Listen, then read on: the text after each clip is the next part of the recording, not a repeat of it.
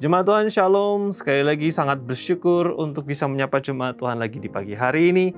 Dan masih di perikop yang sama, di pasal yang sama, izinkan saya untuk mengajak Bapak, Ibu, serta Saudara semua untuk merenungkan firman Tuhan.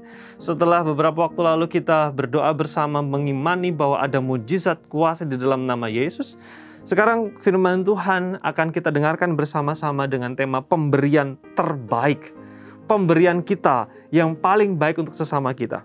Izinkan saya mengingatkan kita semua di dalam ayat yang ke-6 dan ayat yang ke-7 di dalam pasal 3. Tetapi Petrus berkata, emas dan perak tidak ada padaku, tetapi apa yang kupunyai kuberikan kepadamu. Demi nama Yesus Kristus orang Nazaret itu berjalanlah.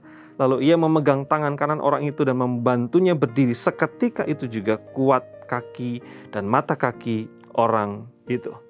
Sekali lagi konteks cerita ini adalah ada seorang peminta-minta yang sejak lahir lumpuh. Tentu sebagai seorang peminta-minta harapannya adalah mendapat sesuatu materi yang bisa digunakan untuk membeli makan mungkin, untuk mencukupi kebutuhan hari ini mungkin, untuk menyambung hidupnya hari esok mungkin. Dan ketika Petrus dan juga Yohanes melihat dari jauh, lalu kemudian Petrus dan Yohanes yang menarik adalah bukan hanya sekedar melihat apa yang orang ini butuhkan secara fisik. Petrus mengatakan emas dan perak tidak ada padaku. Sebagai seorang musafir, peziarah yang datang dari tempat yang jauh dari Galilea ke Yerusalem, mungkin uangnya terbatas, materinya terbatas, kemampuan menolong secara materi terbatas. Tetapi yang menarik adalah Petrus dan Yohanes memberikan jauh lebih daripada sekedar kebutuhan mulut atau perut, lebih jauh daripada sekedar kebutuhan fisik untuk makan hari itu. Yang menarik adalah Petrus dan Yohanes menawarkan kesembuhan fisik tetapi juga kesembuhan rohani. Bukan hanya memberikan untuk makan dan minum hari itu, tetapi memberikan kesembuhan fisik serta kelepasan rohani. Kita sudah melihat, mendengarkan renungan kita beberapa hari yang lalu, Petrus melayani orang ini, mujizat Tuhan dinyatakan dan orang ini dipulihkan. Yang diberikan bukan emas dan perak karena dia tidak punya emas dan perak. Tapi dalam konteks waktu itu yang diberikan oleh Petrus dan Yohanes adalah Yesus Kristus.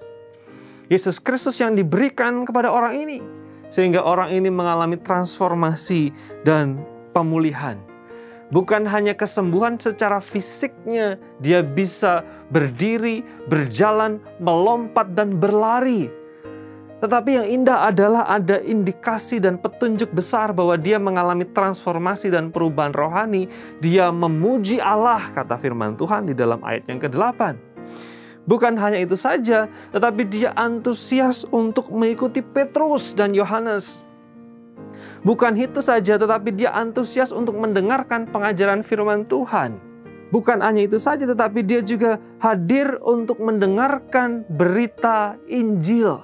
Meskipun firman Tuhan tidak mencatat bagaimana akhir kehidupan orang ini, tetapi dari indikasi-indikasi ini ada petunjuk kuat bahwa rohaninya juga diubahkan. Pemberian Petrus, pemberian Yohanes yang terbaik untuk orang ini bukan emas, bukan perak, bukan materi, tetapi nama Yesus Kristus. Yesus Kristuslah yang diberikan kepada orang ini. Keyakinan saya memang kita perlu membantu sesama kita dengan apa yang mereka perlukan. Betul. Keyakinan kita memang kita perlu materi untuk memelihara, mencukupi kebutuhan keluarga kita. Betul. Tetapi jangan lupa ada satu hal yang lebih penting, ada satu hal yang sangat penting yang tidak boleh kita lupakan. Pemberian yang terbaik kepada sesama kita adalah ketika kita memberikan Yesus Kristus, menawarkan Yesus Kristus, menghadirkan Yesus Kristus dalam kehidupan orang lain, menyaksikan Yesus Kristus dalam kehidupan orang lain. Cara yang terbaik, pemberian yang terbaik adalah memberikan, menawarkan, memberitakan Yesus Kristus kepada sesama kita.